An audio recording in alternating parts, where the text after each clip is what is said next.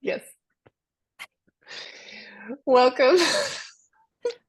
Welcome back. Why did I do that to myself? I did like a Beavis and Butthead joke right before we hit record. Okay. Today, today we're going to dive into a topic that affects a lot of women, but a lot of people. I think, Yeah, men and yeah. women the same. I think Great. it's a conversation we had based on some feedback I got from some listener.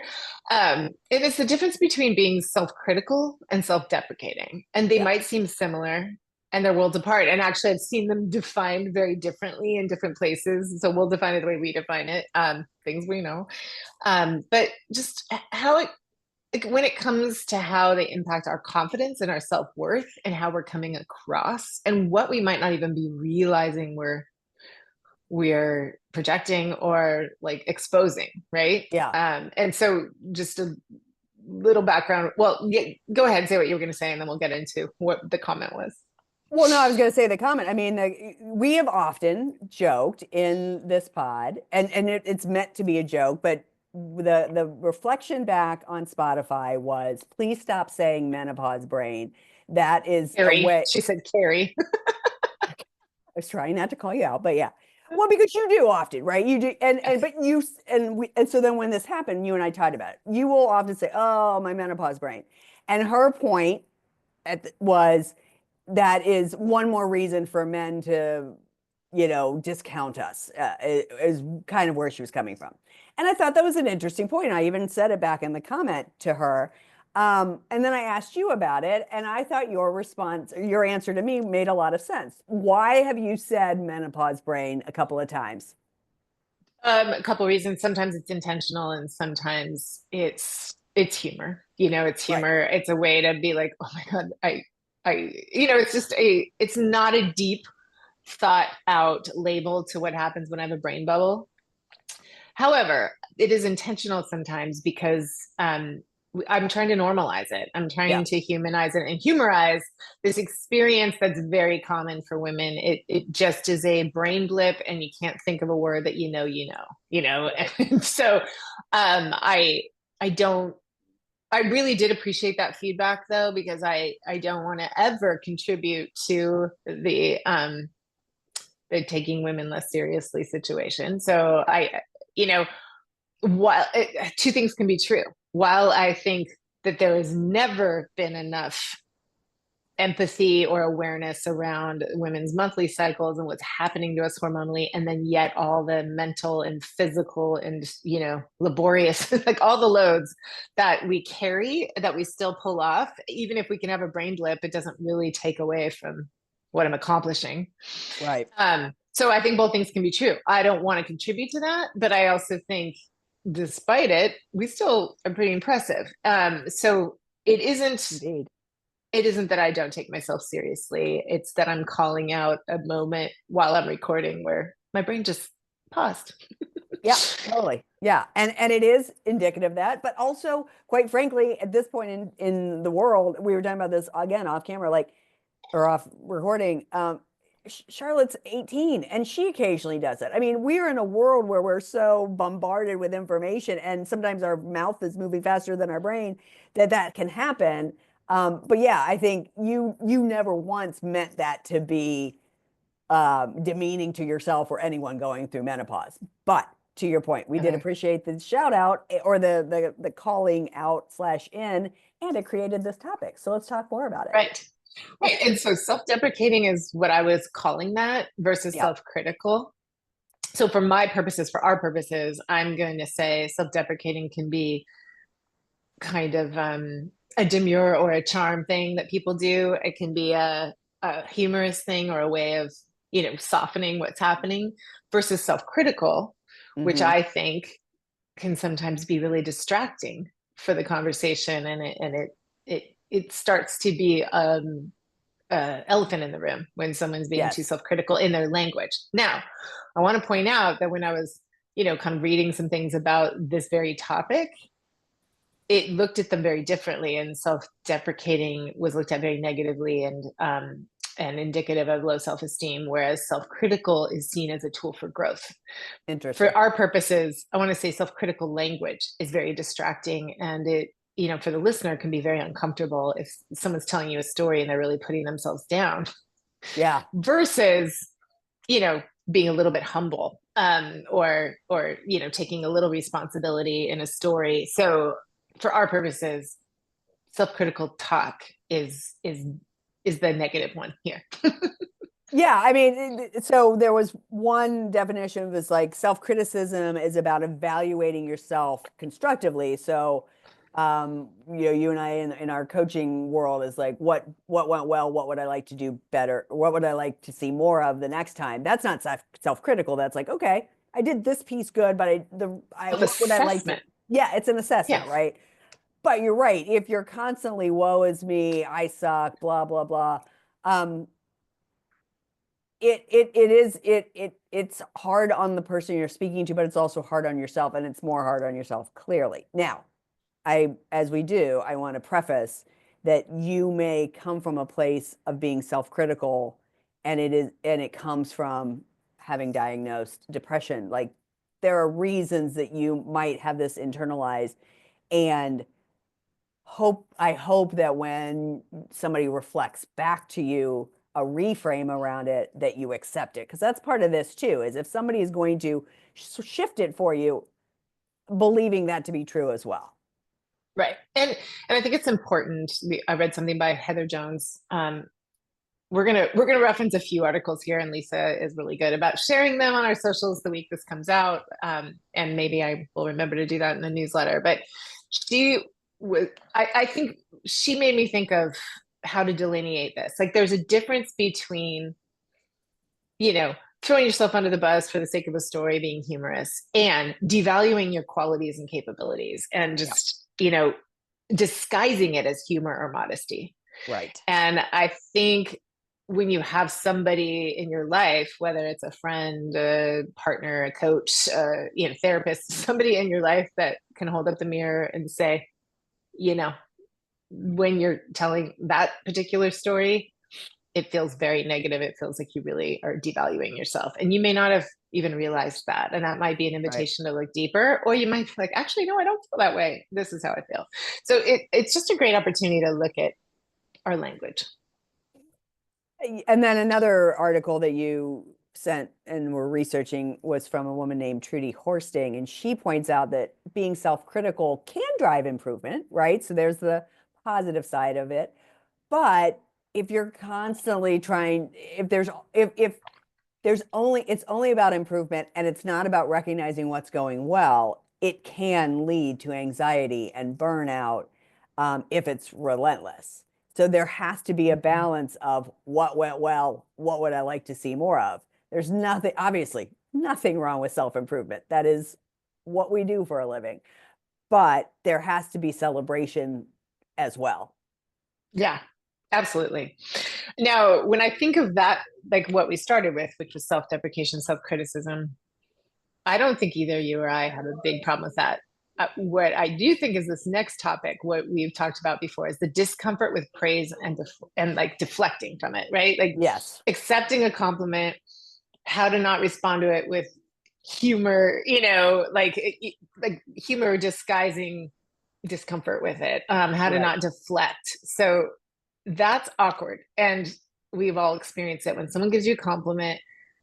I think, we've been programmed not to be too boastful or too braggadocious. Just our Right. generation, especially, but women, very much so, probably all generations of women. So there's this way we've talked about, like, someone compliments your dress, you're like, oh, it's only $5. I got it thrifting. Right. Or instead of just saying thank you, or I Yeah. know, isn't it great?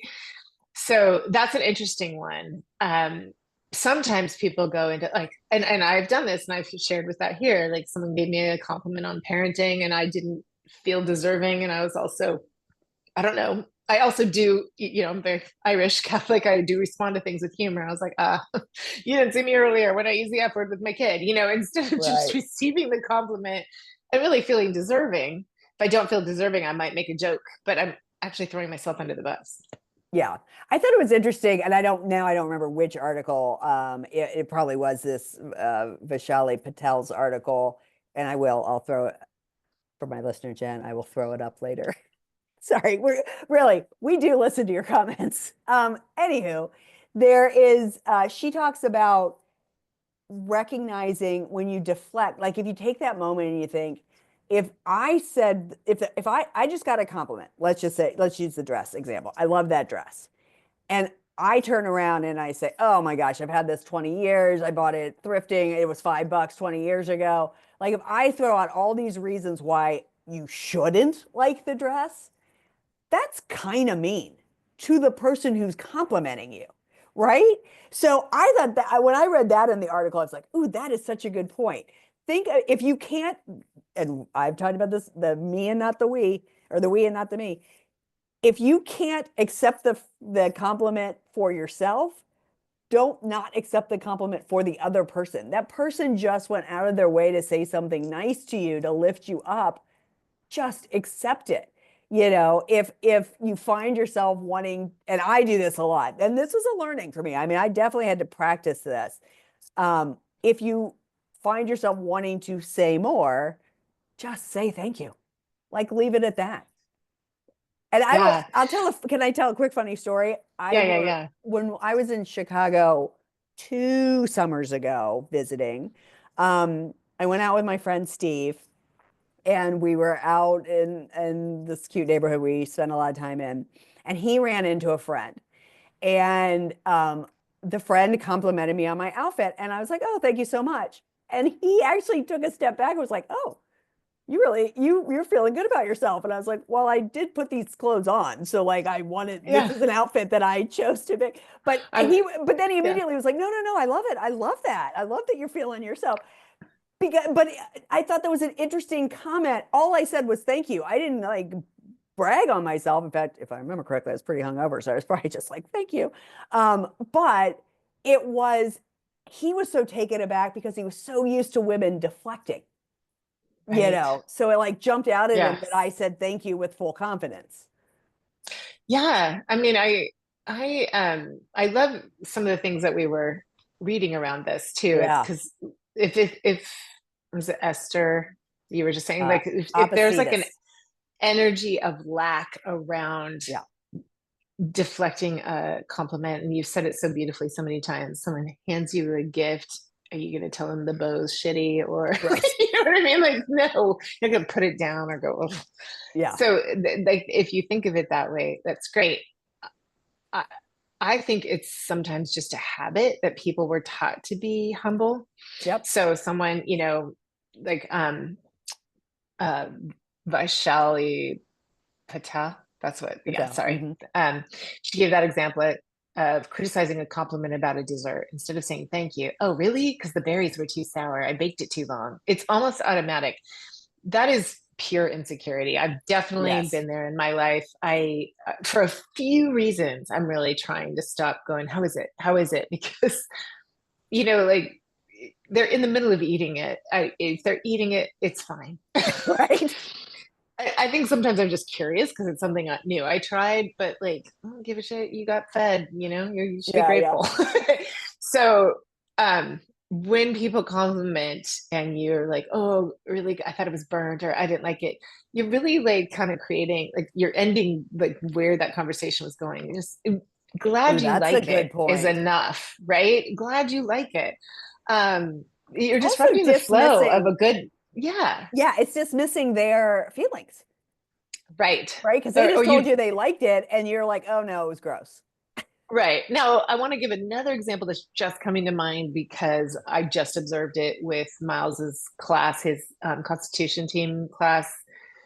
They're broken up into units, and they all have 5 kids on them. One has 4, so they had to really carry a lot. And one of them is Mm, one of Miles's friends that we've known since they were 5, Giacomo. And I thought they did really well.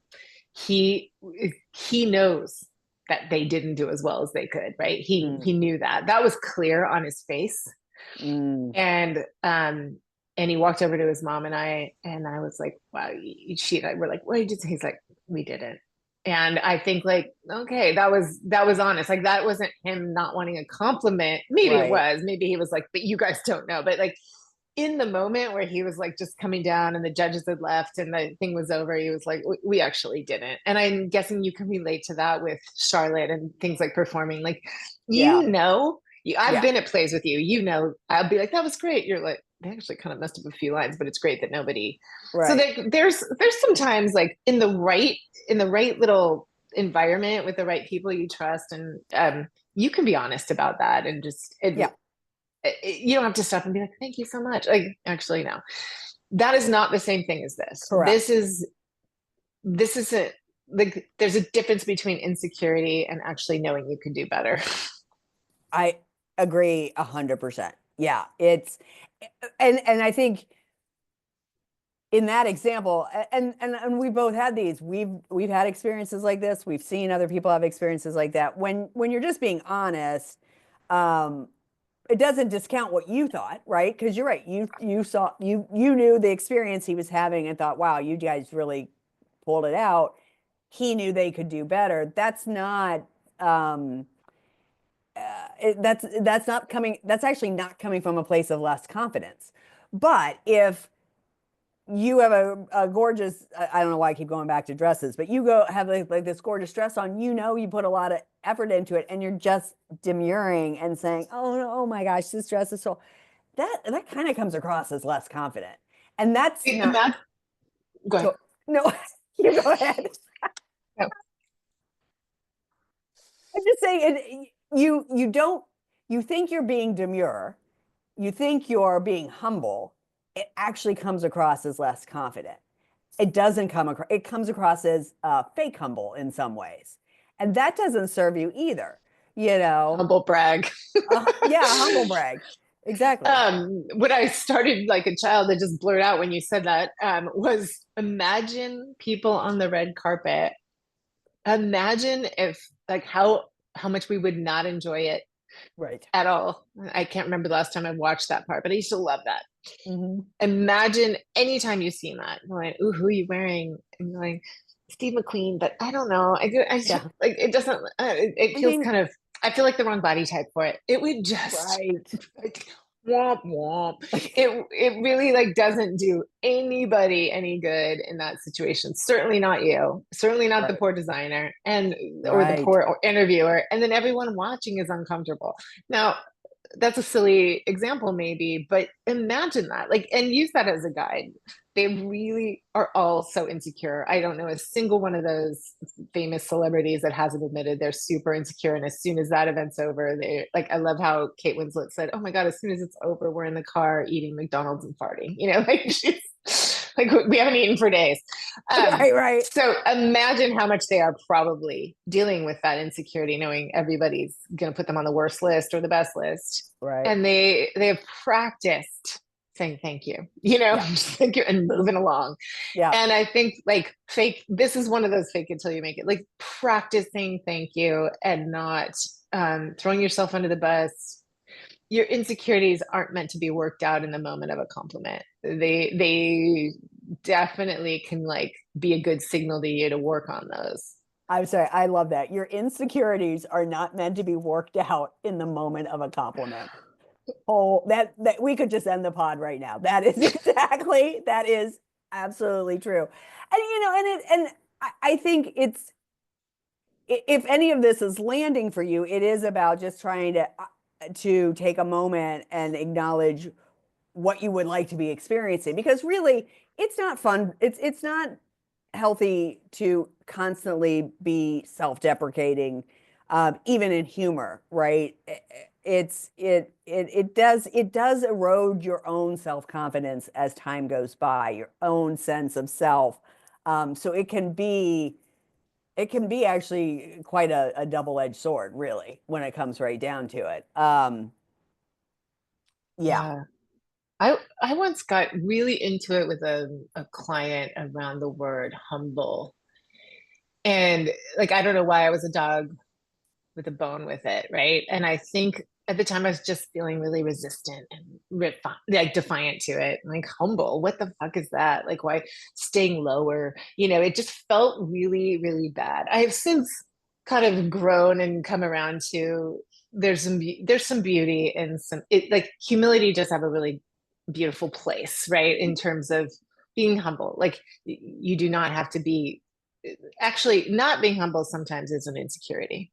It's like, I Yes, need to prove agreed. myself. I need to Yep. share everything. I need you to know. I need to like shout out my resume as soon as I can, as soon as you let me. So I do feel like modesty, humility, if that's one of your values, that's okay. But there's a Totally. huge difference, like between, not needing to tell everyone everything that's great about you and then actually actively putting yourself down. Yes. And we are trained to hear that. We're trained to be like, that's interesting. Let's go deeper there. Yeah, yeah, And yeah. I really encourage you to listen to yourself, or like give permission to someone in your life to call you on that stuff, and start listening to it in people around you. And especially if you have the permission to call them on it, you know, start getting really curious about that, because sometimes it really is just such a habit, and it's so helpful to have someone disrupt it, because then you start Yes. to notice it and you're like, oh, I really did shit on myself a lot in that conversation, and I don't feel that way, or maybe I do, and I need to really, like, do some work there. I just can't stress that enough. Like, we're not saying don't be modest, we're saying beware where you're shitting on yourself.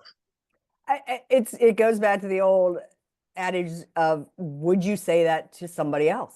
Like, would you talk to anyone the way you talk to yourself? Yeah.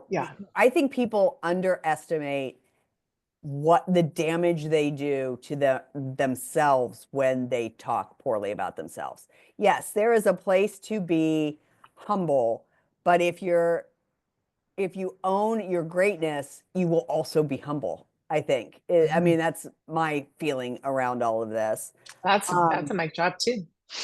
I'm sorry, say I that went, again. that's a mic drop right there. Oh, yeah, yeah. I I want to, for the sake of argument, go back to something that we've talked about and we already touched on here. And it's a little bit like Giacomo, but it is, I very often, I think you're somewhat similar. You're way better at not doing this, but I think about getting a compliment about something, like my kids' behavior, or um, something I did well, or something they think I do with ease, right?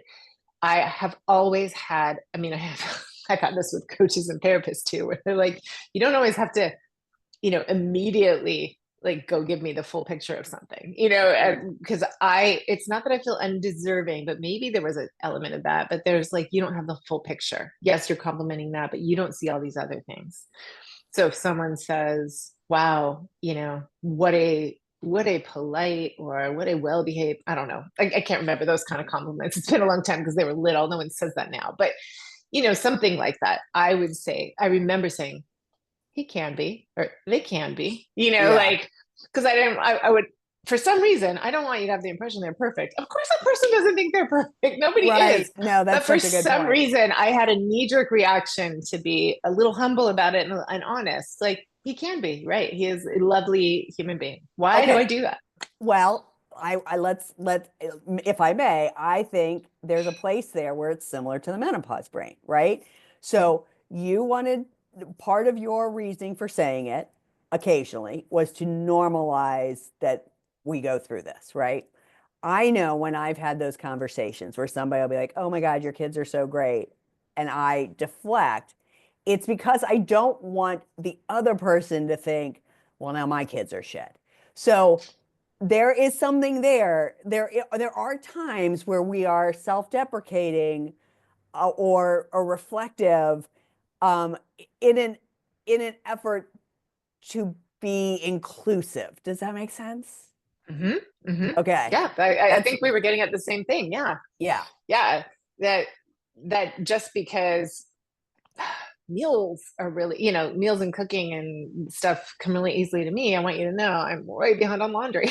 So, Right, right, right, right. like, you're not shit because you can't cook. You're probably really good at things I'm not good at, Right. So that's a, more domestic example. But in work, I definitely, you and I have both been there at work where people are like, oh, you guys do this so well. It's like, yeah, but you're good at this. And, or And instead of just sitting in the, yeah, thanks, I am great at that, like, that, which is, not always the easiest thing to do. It's so much yeah. easier to just to like level it all. I'm not sure. Right. No, and I where you were going, like we've gotten that reflection at retreats, like, oh my God, you guys are so good at this. I don't know how you do this. Well, I'm not going to sit and tell you about how we spent these many hours getting ready for this retreat. I'm glad that you're having the experience that it makes it seem so flawless and easy. But in those moments when it's being reflected, we often do a little like um, conditioning around it because that person might also want to run a retreat one day. So we want to say like, well, thank you so much, but also you can do this too. It's not as hard as you think it is, or whatever it might be. So there's, I guess all of this to say, there are, like anything, it's not so black and white to be self-critical, self-deprecating. It's not just because we don't have confidence or just because we feel insecure. There is a lot of gray around why you might make a choice to demur a little bit. I call that grace. I think that Yeah. there's a lot of grace around it. Yeah. When you were saying gray, I was like, is she gonna say grace? But both. It's a gray Yeah. area, and there's a lot of grace around it when it is gray. Um, I want to shift gears into like kind of what are the steps of like starting to be aware of this, and I feel like this is a good place for that, which is self-love and how it ties in. Yeah. Esther talks about how self-deprecation denies us the chance to practice self-care and a appreciation.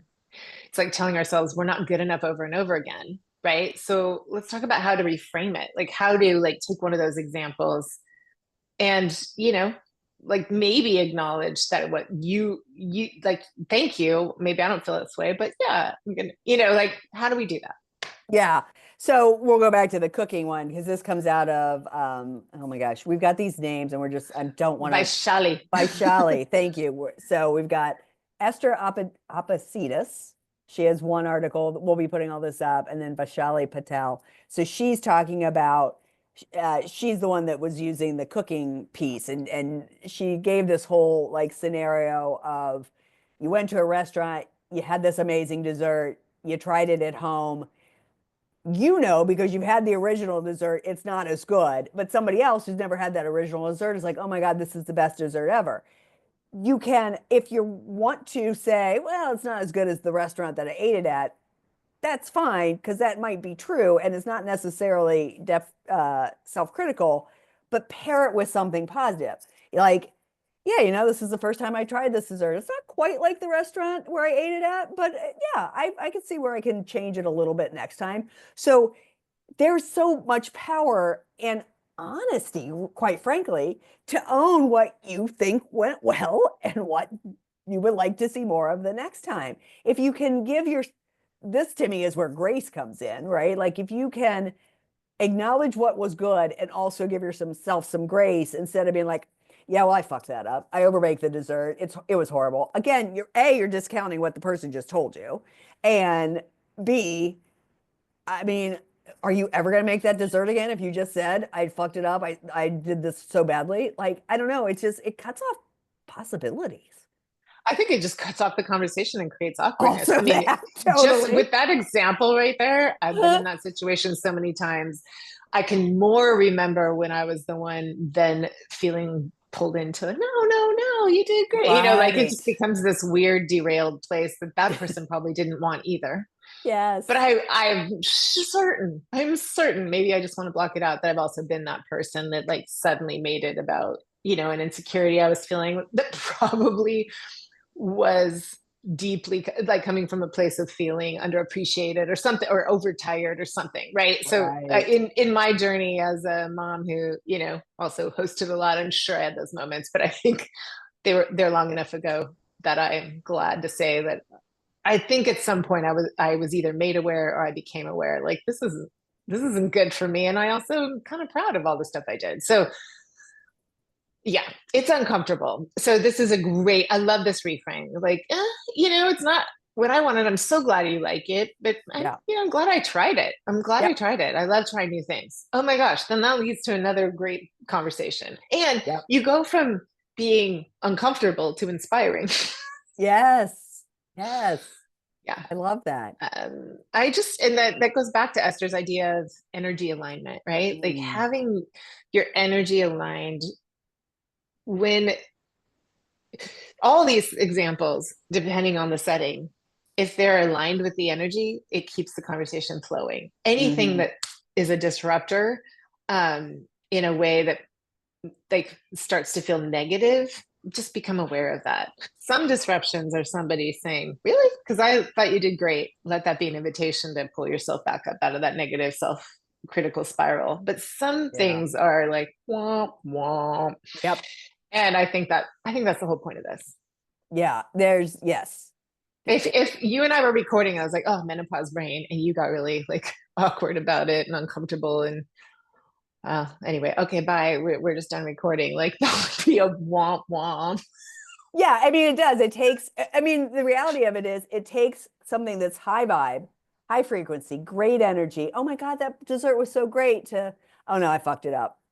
Oh, I mean, it's like literally deflating the balloon. And so if somebody's like, then reflects back, no, I thought it was really good. Believe them. Go back up to that high vibe. Like again. And I think this, and you sort of already said this, but this is an invitation if you are on the receiving end of the low vibe response, gently, kindly informing the person because you're right. I think so often this is a habit. I am famous for telling somebody where I got my clothes and how inexpensive they are. I use it as a point of pride. I'm very proud of the clothes I've had for a million billion years or where I got something really inexpensively. I'm not doing it from a place of self-deprecation, but um, it, Inclusivity. I think that was a really good point. yeah, yes, 100%. But I think I I would appreciate if somebody would point out to me, every time you get a compliment, you do this. Again, learning to just say thank you to a compliment, I feel like was a learning experience, and I definitely I remember only starting to do that in my 40s. I think it was something I was getting lovely feedback when I was a Weight Watcher member for different reasons from members. Not a member when I was a Weight Watcher leader, and I had to just keep saying thank you. And even as I'm saying this story, like I can remember feeling like if something else bubbling up, like I wanted to say something else, but I had to just say thank you and let it go. So, if you have an opportunity with a close friend that you see do this all the time and be able to gently guide them with a reframe or a calling in, they will be grateful for sure. Yeah. I'm just remembering something. When Peter was on a club baseball team, he didn't know anybody. And we were talking recently about different personality and making friends, right? He didn't know anyone, and he's an extreme introvert, like extreme. He was as a child, and he was just beginning puberty. I do think he came out the other side of puberty a lot bolder, like an outgoing introvert on the other side of puberty, but because he just kind of made the decision to be. But he he found that he wasn't as good as some of these kids who had grown up doing club. Mm, And so one of the ways he realized he like couldn't connect with people when he did do something sucky was be the first to be like, well, that sucked. right. Yep. And Yep. like and it really like broke the ice and got people laughing, and also he didn't make himself the punching bag. He would kind of do that and parlay it into something because he's also intelligent and could use his humor to like connect on other levels. And he's like, that has always been my like first thing I've done. And he was trying to get away from that when he realized it, but it helped a little bit break the ice. If I Yep. criticize me, you won't, and Yep. then I can take us in another direction. So I I want to like bring that up because we've talked about the humor thing there. I think there's a very fine line. I've seen people do it where they just make themselves a punching bag, and it ends up in that same womp womp place that you can't go anywhere from. If you can use it as an icebreaker and like bully yourself before the bully gets there, as long as it's like kind of lighthearted and you're not living there, I think it can be helpful. I think these are all opportunities to look at like what role do I play in this? I agree 100%. I think that it is a fine line between making yourself the punching bag by always putting yourself down first. Because if that's a habit that you have for whatever reason, it doesn't, it ultimately won't serve you. But every once in a while, getting out in front of something, it does break the ice and it actually makes people want to support you and help you be better, right? It brings Sure. everybody, it calls everybody in, you know? So yeah, I think there is, this is a mechanism for safety and belonging, you know, for some Right. people. And it can be helpful when used sporadically. But if it's always Right. being used, like I said, it degrades your own self-confidence, let alone what you might be projecting to everyone else. Yeah, So definitely. how do we So find balance between this? Like the idea of, I mean, we've sort of dipped in that right there, but how do we find the balance between being self-critical, self-deprecating, um, doing it from a place of humor or doing it from a place of meanness to self-meanness to ourselves? Like what what thoughts? I I mean, my answer to everything is always, whatever your tool for increased and continued self-awareness is, right? Yeah. If you're aware you're in a tender place, um, expect that some of those thoughts are going to come out. Yes. It's okay when you're with friends to like just not filter anything and say whatever, but be open to, I actually think balance could be I'm in a tender place. Yes. So if you notice that I'm putting myself down a lot, you have my full permission to redirect me. That's Love a that. really obviously enlightened way to be. I don't have to give you that permission. You and I have that permission with each other. And I think we'll pretty quickly be like, no, are you sure? But I do think like self-awareness and having somebody who you can be accountable with to hold that mirror up, like you were really hard on yourself today. And that's okay. Just let it redirect you. I think I think the balance is being aware of the state you're in, and then Hmm. also being open to redirecting yourself, like having some escape routes. Yeah. I love that. Yeah, being open and reflecting, and maybe it's about noticing how people are reacting to you too, right? Like you might be in a space where there's nobody there that's willing to sort of point it out to you, but you're getting the energy of like, oh, okay, you know, there's some things to pay attention to there. We've already said it several times, but responding to compliments with a thank you and stepping away.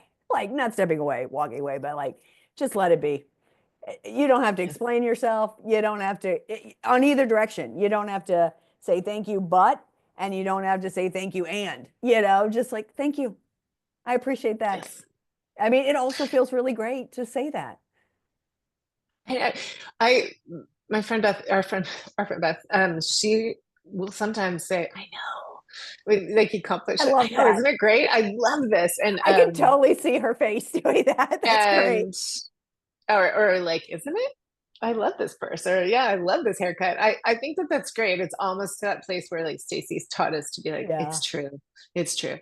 Um, And that if energy, when she does that, is Mhm. infectious. It is so great because everybody feels good when you're like Yes. owning it, and Yes. we need more of that. We Yes. really do. We need less of like no and more of the it's true. Yeah. I sounded like I just meowed, but I said no.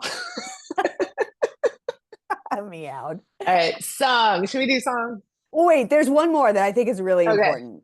Okay. And this goes back to Heather Jones, because I think this one, we haven't really touched on this.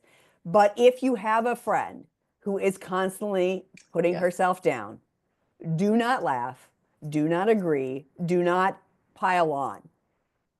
You maybe there's a place for a gentle reframe. Maybe you're not that person in their life, but definitely don't go along to get along because that just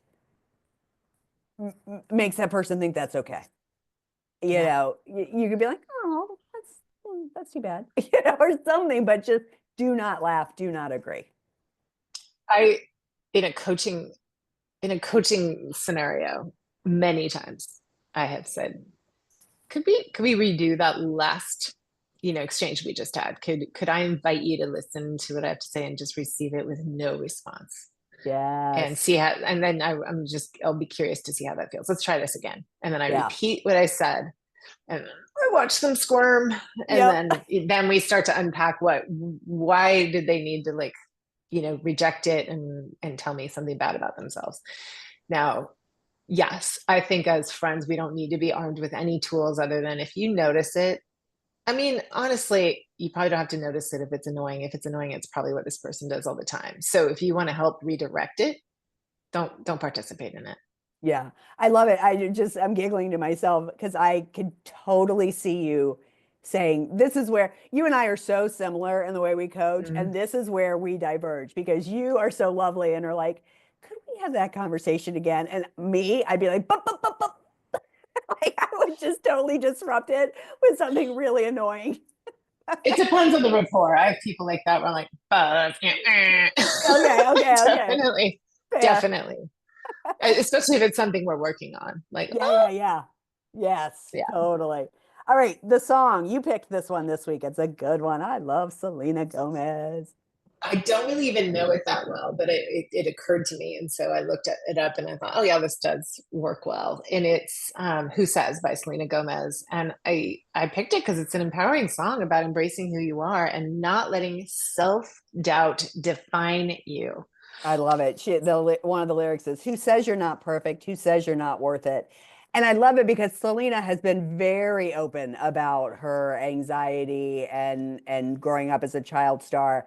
So it feels very appropriate to this. I'm sure, as famous as she is, that this is something she's worked through on her own. So it really is a perfect reminder to stop being so hard on ourselves and celebrate our strengths. You mentioned being Irish Catholic. I remember learning the phrase, no one wants to be a tall poppy, meaning tall poppies get cut down. And apparently that's an Irish phrase. Whatever. There's nothing wrong with being a tall poppy. And being a tall poppy doesn't make you bad. Owning your power, owning your strength, celebrating all of that, again, is infectious. When somebody accepts a compliment with a full throated, full hearted, like, thank you. Yeah, I am feeling this outfit today. I really like this outfit. Oh my God, it just makes everything better. It makes the person who gave you the compliment happier. It makes you happier. It's this lovely golden bubble of joy. Own it. You just made me realize why I like to give strangers compliments, Oh, because I love that it. rarely happens. That rarely happens. Like, they just love it. It made their day, and Yes. they don't know me well enough to be like, so Yes. Oh my it's so God. good. That's exactly right. I I think that's love one of the giving reasons I love compliments. doing it, because it Me just feels like too. we're spreading and receiving sunshine. That's so good. Yes. So good. Yes, that Selena song I think is great for a confidence boost. Yeah. Well, I hope this was as eye-opening for people as it was as we were having it. Like, I feel like we were both kind of having eye-opening moments, or just like, yeah. And I feel like we covered a lot, but I also think this is an ongoing conversation and it's going to weave its way into many of our topics. So I'm going to try again to give a huge shout out to these articles. First, it's Esther Apoussidis, Vaishali Patel, Heather Jones, and really early on we referenced an article by Trudy Horsting. It's really easy peasy to find. Like, go Google some self-deprecating versus self-critical. These are amazing articles with really great insights that gave us so much to think about. We say this all the time, but oftentimes we come up with a topic, like a title. We don't really know what we're going to say about it. And then you start to do the research and the deep dives, and wow, it just starts the brain thinking. So I appreciate all you do to make this happen, Kari. Well, my pleasure. And you get it all out there. I would say too that, as with anything, you and I just kind of, we birth like a thought bubble between us, and then every single time it becomes something that, like, of course, so many women can relate to. So if you're listening, I really, really hope, if nothing else, you take this away. You can be humble without tearing yourself down. you can own your strengths and learn from your mistakes and give yourself the grace you deserve. Amen and hallelujah. Well, thanks everyone for joining us. Until next time, please take care of yourselves and, of course, each other. Bye.